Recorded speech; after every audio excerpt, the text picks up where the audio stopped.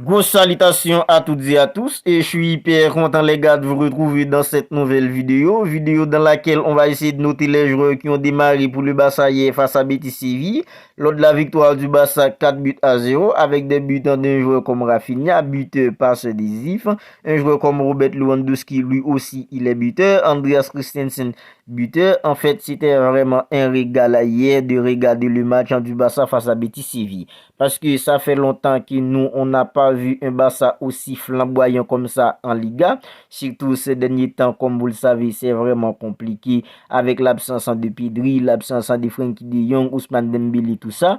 Mais désormais, le Barça a récupéré tous ses joueurs blessés. À l'exception d'un joueur comme Sergio Roberto qui n'a pas toujours été intitulé indiscutable en cette saison, mais ça n'empêche pas qu'il avait fait des très bons matchs quand il joue. En fait, le Barça a complètement dominé le match d'hier face à Betis Séville. Et dans cette vidéo, on va essayer de noter les joueurs qui ont disputé ce match pour le Barça hier. Vous n'hésitez pas à réagir dans les commentaires, n'hésitez pas à noter votre joueur préféré.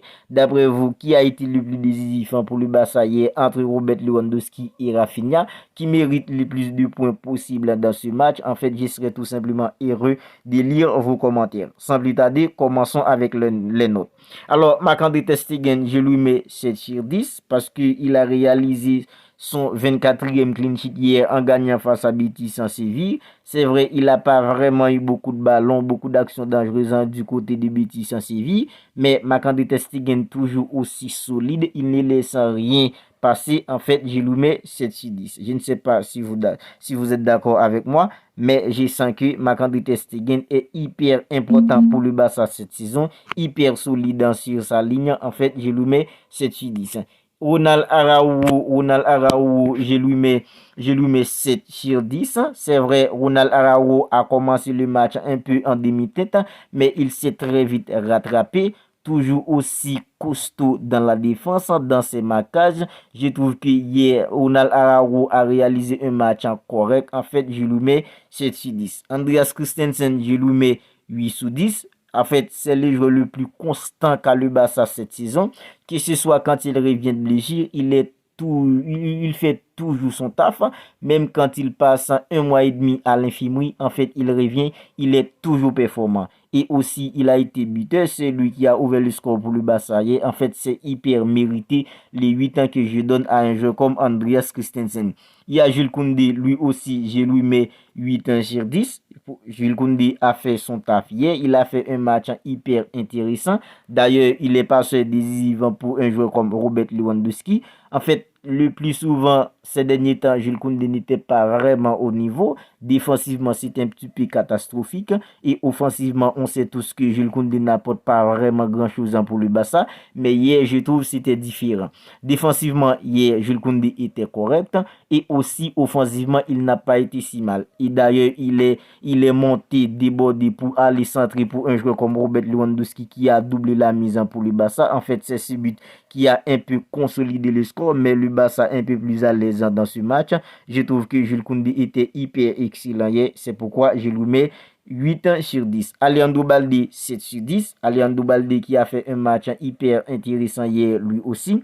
Toujours aussi performant dans ses courses, toujours aussi performant à chaque fois qu'il a le ballon. Il essaie toujours de perforer la défense adverse. Défensivement, il était correct. Offensivement, hier, il a fait son taf. En fait, c'est hyper mérité les 7 ans que je donne à un joueur comme Alejandro Balde. Sergio Busquets, 7 sur 10. Je trouve qu'à chaque fois qu'il est entouré de Pedri et un joueur comme Frenkie de Jong, en fait, Sergio Busquets arrive toujours à s'exprimer un peu mieux.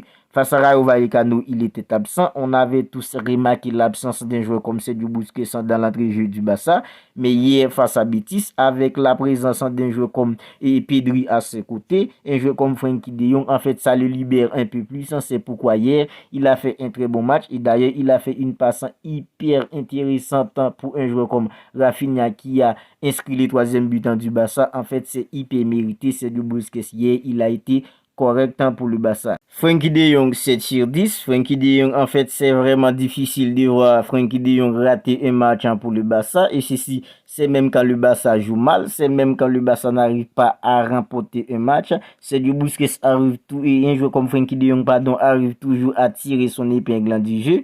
Alors, dans la début de saison, c'était un petit peu compliqué pour lui parce qu'il n'a pas été titularisé régulièrement par Xavi Hernandez. C'était avec trois milieux, Pedri, Busquets et un joueur comme Gavi. Mais depuis Xavi décide de jouer à quatre milieux, en fait, Frenkie de Jong, c'est tout simplement exceptionnel. C'est l'adjectif qu'on peut utiliser pour un joueur comme Frenkie de Jong dans l'entrejeu du Barça. Avec sa technicité, il arrive toujours à prendre de l'espace, essaye de casser les lignes. Hier, il a été hyper intéressant dans l'entrejeu du Barça parce que dans l'entame du match, un joueur comme Gavi était un peu en deçà, mais Frenkie de Jong a compensé l'absence de Gavi, de Pedri un peu parce qu'à chaque fois qu'il a le ballon, il prend de l'espace, il se projette vers l'avant, il essaie de casser les lignes. En fait, c'est tout simplement exceptionnel pour un joueur comme Frenkie de Jong dans l'entrejeu du Barça. Et hier, il a fait un match correct, c'est pourquoi je lui mets 7 sur 10. Pedri 6 sur 10 parce que je trouve en première période, Pedri n'était pas vraiment au niveau, mais dans la deuxième période, c'est hyper différent. Dans la seconde période, on sent qu'on a retrouvé le vrai Pedri qu'on avait face à une équipe comme le Real Madrid lors de la Supercoupe d'Espagne. Pedri aussi fluide dans ses actions, aussi fluide dans ses appuis. Il arrive toujours à chercher la verticalité et il l'a trouvé à pas mal de reprises dans la seconde période. C'est pourquoi le Barça a réussi à se procurer pas mal d'occasions dans la seconde période. C'est parce que Pedri avait réussi à trouver son vrai niveau hier face à Betis lors de la seconde période. Mais puisqu'il n'était pas vraiment bon sur l'ensemble de la première période, c'est pourquoi je lui mets 6 sur 10. Un joueur comme Rafinha, 8 sur 10. Rafinha qui a fait un match correct. Parce que ce qu'a Rafinha, c'est un petit peu spécial au Barça. C'est vrai, Rafinha peut rater un match offensivement parce qu'on sait tous, c'est pas un joueur qui a une variété de dribbles extraordinaire. Parfois, il rate pas mal de dribbles ou il devait réussir une action. Ça arrive parfois, il la loupe.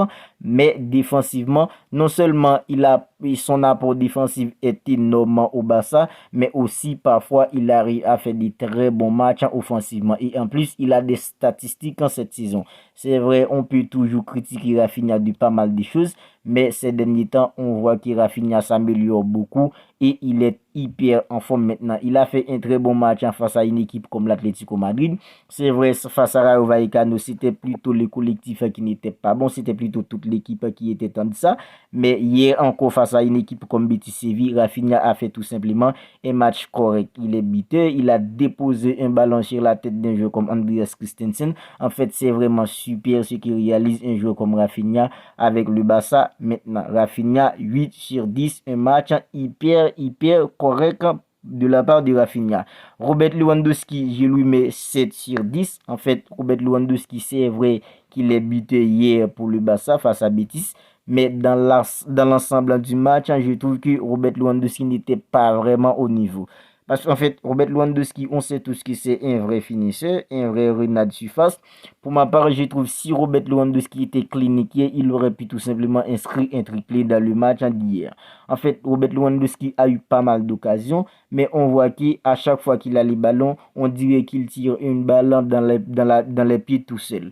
En fait, c'est vraiment compliqué avec Robert Lewandowski à ce moment et on sent qu'il a une obsession pour scorer des buts.